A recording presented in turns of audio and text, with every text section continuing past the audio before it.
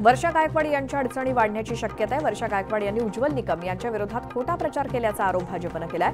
निवडणूक आयोग आणि पोलिसांनी या तक्रारीची गंभीर दखल घेतली आहे। संपूर्ण मराठवाड्याची तहान भागवणाऱ्या जायकवाडी धरणात केवळ 5% उपयुक्त जलसाठा शिल्लक आहे। त्यामुळे नागरिकांना भीषण पाणी टंचाईला सामोरं जावं लागतंय।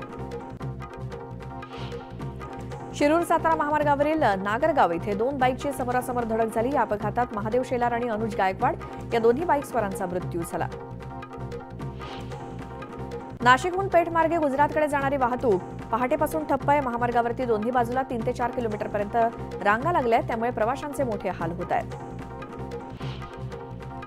वाशिमच्या मेडशीसह अनेक भागात मान्सूनपूर्व पावसानं हजेरी लावली, त्यामुळे उकाड्यानं त्रस्त असलेल्या नागरिकांना दिलासा मिळालाय आणि खरीप हंगामातील मशागतीच्या कामांना सुद्धा वेग येणार आहे। भुसावळचे आमदार संजय सावकारे आणि त्यांच्या कुटुंबियांना अज्ञातांनी जीवे मारण्याची धमकी दिली। या प्रकरणी अज्ञात व्यक्तीविरोधात बाजारपेठ पोलीस ठाण्यात गुन्हा दाखल झालाय। मुंबईत आज पावसाची शक्यता वर्तवण्यात आली आहे। हवामान विभागाच्या अंदाजानुसार मुंबईत 4 ते 5 जूनपर्यंत पावसाच्या मध्यम सरी पडण्याचा अंदाज आहे, तर किमान तापमान 36 ते 29 अंश सेल्सिअस राहण्याची शक्यता आहे। पावसाळा 1.5 महिन्यावरती येऊन ठेपला, त्यामुळे मुंबई महापालिकेनं साथीचे आजार रोखण्यासाठी विशेष नियोजन केलं। पहिल्या टप्प्यात मुंबई शहर आणि उपनगरात कीटकनाशक आणि धूर फवारणी करण्याचा निर्णय घेतलाय। त्यानंतर सार्वजनिक ठिकाणी अडगळीत पडलेलं भंगार जप्त केलं जाणार आहे। मध्य रेल्वेवरील सीएसएमटी आणि ठाणे स्थानकातील अत्यावश्यक पायाभूत सुविधांमध्ये वाढ केली जाते। ठाण्यामध्ये 63 तास आणि सीएसएमटी इथे 36 तासांचा ब्लॉक घेण्यात आला। या ब्लॉक काळात नियोजित कामं वेळेत पूर्ण करण्याचा संकल्प मध्य रेल्वेनं केला असून त्या दृष्टीनं युद्धपातळीवर कामं सुरू आहेत।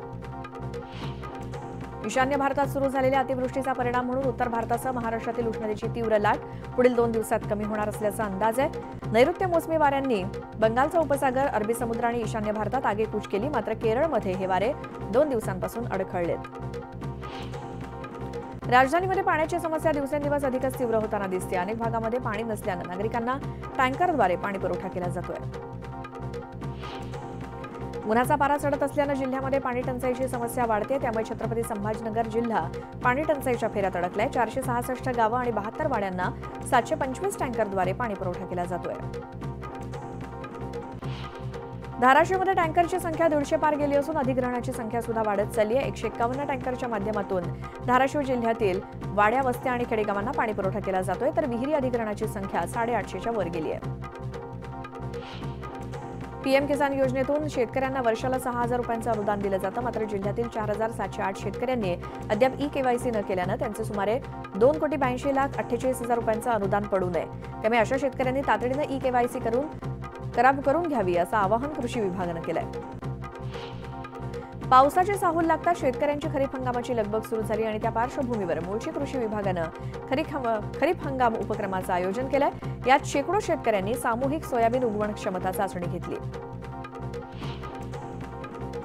पुण्यामध्ये वाढत्या उन्हामुळे पुणेकरांनी मेट्रोचा प्रवास करण्याला अधिक पसंती दिली आहे। मे महिन्यात तब्बल 15,54,000 प्रवाशांनी मेट्रोनं प्रवास केला, तर मेट्रो प्रवाशांची सरासरी दैनंदिन प्रवासी संख्या 84,000च्या पुढे गेली आहे। वाशिम ते जिंतूर या राज्यमार्गाचं काम निकृष्ट दर्जाचं असल्यामुळे अनेक वाहनांचे टायर फुटून अपघात होण्याच्या संख्येत वाढ झाली आहे, त्यामुळे वाहन चालक त्रस्त आहेत। त्यामुळे संबंधितांवरती कारवाई करण्यात यावी अशी मागणी केली जाते। अखेर 2.5 महिन्यानंतर विठुरायाचं पदस्पर्श दर्शन सुरू झालं आणि मंदिराचं जतन आणि संवर्धन कामासाठी मागील 2.5 महिन्यांपासून विठुरायाचं पदस्पर्श दर्शन बंद होतं, मात्र आता दर्शन सुरू झाल्यानंतर भाविकांमध्ये आनंदाचं वातावरण आहे। जळगाव ते मुंबई विमानसेवा लवकरच सुरू होणार आहे। नागरी उड्डाण मंत्रालयाकडून या विमानसेवेला हिरवा कंदील मिळाला असून अंतिम मंजुरीची प्रक्रिया सुरू असल्यानं जून महिन्यात या सेवेला सुरुवात होण्याची शक्यता आहे। रत्नागिरीतील तामसतीर्थ समुद्र किनाऱ्यावरती धूप प्रतिबंधात्मक बंधाऱ्याची मागणी ग्रामस्थांकडून कित्येक वर्ष सुरू होती। आता प्रत्यक्ष कामाला सुरुवात झाली आहे, पण बंधाऱ्याचं काम चुकीच्या पद्धतीनं होत असल्याचा आरोप होतोय। समुद्राकडे जाणारी पारंपरिक वाट बंद करण्यात येत असल्यानं काही ग्रामस्थांनी वाट मोकळी करण्याची मागणी केली आहे। यावर एक मोठी बातमी येते भाजपच्या गोटातून। लोकसभा निवडणुकीच्या निकालानंतर भाजपमध्ये मोठे फेरबदल होणार असल्याचं कळतंय आणि भाजपचे राष्ट्रीय अध्यक्ष जे.पी. नड्डा यांचा कार्यकाळ 6 जूनला संपणार आहे, त्यामुळे भाजपला नवा राष्ट्रीय अध्यक्ष मिळण्याची शक्यता आहे आणि नव्या राष्ट्रीय अध्यक्षामुळे महाराष्ट्र संघटनेत सुद्धा मोठ्या फेरबदलाची शक्यता आहे। राष्ट्रीय अध्यक्ष म्हणून कोणाची वर्णी लागणार याकडे सुद्धा राजकीय वर्तुळाचं लक्ष असेलच। अधिक माहितीसाठी जाऊयात, आमचे प्रतिनिधी तुषार उपनवर आपल्या सोबत आहेत। तुषार, एकतर लोकसभा निवडणुकीचा निकाल आणि 6 जूनला भाजपच्या राष्ट्रीय अध्यक्षांची जी काही कार्यकाळ संपतोय त्याबद्दल। श्वेता, 4 जूनला लोकसभेचा निकाल लागणार आहे, तर 6 जूनला भाजपाचे राष्ट्रीय अध्यक्ष जे.पी. नड्डा यांचा कार्यकाळ संपताना पाहायला मिळणार आहे। त्यामुळे लोकसभा निवडणुकीच्या निकालानंतर भाजपाच्या संघटनेमध्ये मोठे फेरबदल होताना पाहायला मिळणार आहेत। 6 जूनला नेमकं भाजपाचे राष्ट्रीय अध्यक्ष कोण होत आहे याकडे सर्वांचं लक्ष लागलेलं आहे। जे.पी. नड्डा यांच्या आधी आपण जर पाहिलं असेल तर अमित शहा राष्ट्रीय अध्यक्ष होते, त्यापूर्वी नितीन गडकरी होते। असे दिग्गज नेत्यांनी भाजपाचा राष्ट्रीय अध्यक्ष म्हणून काम केल्याचं पाहायला मिळत आहे। मात्र आता लोकसभा निवडणुकीचा निकाल हा या राष्ट्रीय अध्यक्षांसाठी तितकाच महत्त्वपूर्ण असा निकाल राहणार आहे। त्यामुळे आता 6 जूनला नेमकं कोण राष्ट्रीय अध्यक्ष होते ते पाहणं महत्त्वाचं ठरेल, कारण की आता 6 जून नंतर जो कार्यकाळ असणार आहे त्या कार्यकाळाच्या अध्यक्षांच्या कार्यकाळामध्ये महाराष्ट्र विधानसभेच्या निवडणुका होणार आहे। त्यामुळे महाराष्ट्राच्या दृष्टिकोनातून महाराष्ट्रातून एखादा नवा चेहरा राष्ट्रीय अध्यक्ष म्हणून दिला जातोय का हे देखील पाहणं तितकंच महत्त्वाचं आहे।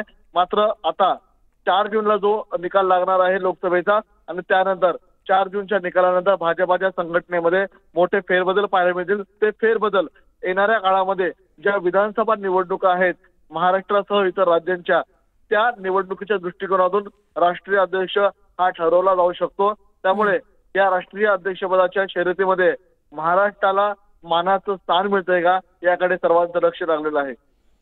बिलकुल तुषार, धन्यवाद या सगळ्या माहितीसाठी। आणि नक्कीच भाजपमध्ये काही फेरबदल होणार असल्याची शक्यता वर्तवली जाते, एकतर 4 जून नंतर आणि 6 जून नंतर सुद्धा।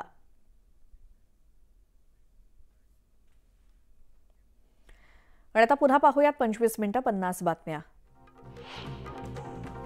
पुण्याच्या कोथरूडमध्ये महायुतीचे उमेदवार मुरलीधर मोहोळ यांच्या विजयाचे बॅनर लागलेत। निकालाच्या 2 दिवस आधीच मुरलीधर मोहोळ यांच्या विजयाचे बॅनर झळकतायत। बॅनरवरती लोकसभा खासदारपदी निवड झाल्याबद्दल हार्दिक अभिनंदन असा आशय लिहिण्यात आलाय। मावळमध्ये महायुतीचे उमेदवार श्रीरंग बारणे यांच्या विजयाचे बॅनर झळकतायत। प्रचंड बहुमताने विजयी झाल्याबद्दल हार्दिक अभिनंदन अशा आशयाचे बॅनर शहरामध्ये आधीच लावण्यात आलेत। मात्र 4 तारखेला नेमकी कुणाच्या गळ्यात विजयाची माळ पडणार हे पाहणं देखील औत्सुक्याचं आहे। उपमुख्यमंत्री अजित पवार बारामती दौऱ्यावरती आहेत। त्यांनी सकाळी 6 वाजल्यापासूनच बारामतीतील विकास कामांची पाहणी करण्यास सुरुवात केली। यावेळी ते सहयोग सोसायटीमध्ये जनता दरबार घेणार आहेत आणि नागरिकांच्या समस्या जाणून घेणार आहेत। लोकसभा निवडणुकीच्या मतमोजणीला अवघे काही तास उरले असताना इंदापुरात मात्र पोस्टर वॉर रंगतंय। शरद पवारांच्या कार्यकर्त्यांनी सुप्रिया सुळेंच्या विजयाचे बॅनर लावले, तर अजित पवारांच्या कार्यकर्त्यांनी सुनेत्रा पवारांच्या विजयाचे बॅनर लावले। त्यामुळे दोन्ही गटात पोस्टर वॉर बघायला मिळते। सांगलीच्या जत तालुक्यातील दुष्काळाची स्थिती गंभीर आहे, मात्र अधिकाऱ्यांकडून जिल्हाधिकाऱ्यांना चुकीची माहिती देण्यात आली असा गंभीर आरोप आमदार गोपीचंद पडळकर यांनी केलाय। त्यामुळे या अधिकाऱ्यांवरती जिल्हाधिकाऱ्यांनी कारवाई करावी अशी मागणी पडळकरांनी केली। पुणे कल्याणनगर अपघात प्रकरणी विशाल अग्रवाल आणि शिवानी अग्रवाल यांना कोर्टामध्ये हजर केलं जाणार आहे। शिवानी अग्रवालची डीएनए टेस्ट करण्यात येणार आहे। विशाल अग्रवाल आणि शिवानी अग्रवाल यांच्या पुढील तपासासाठी पोलीस कोठडी मागितली जाण्याची शक्यता आहे। पुणे महानगरपालिकेच्या घनकचरा व्यवस्थापनाची गाडी चालवणाऱ्या मद्यधुंद चालकानं एका दुचाकीला धडक दिली। पुण्याच्या नवले ब्रिजवरती ही घटना घडली। सुदैवाने यात जीवितहानी झाली नसली तरी देखील कर्मचाऱ्यावर कारवाई होणार का याकडे सर्वांचं लक्ष लागलंय।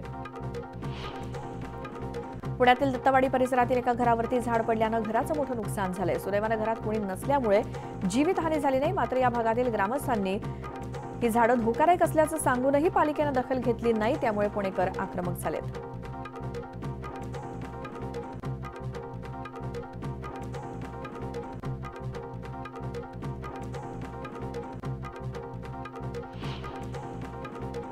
पुण्यातील भीम गल्लीमध्ये एका घराची भिंत पडल्याची घटना घडली। अग्निशमन दलाकडून 2 महिलांची सुखरूप सुटका करण्यात आली। सुदैवाने यात कोणी जखमी झालं नाही। गोंदियाच्या कुंदनकुटी मंदिर परिसरातील घरामध्ये अज्ञात चोरट्यांनी शिरून 2 लाखांचं सोन्या चांदीचे दागिने आणि रोख रक्कम लंपास केली।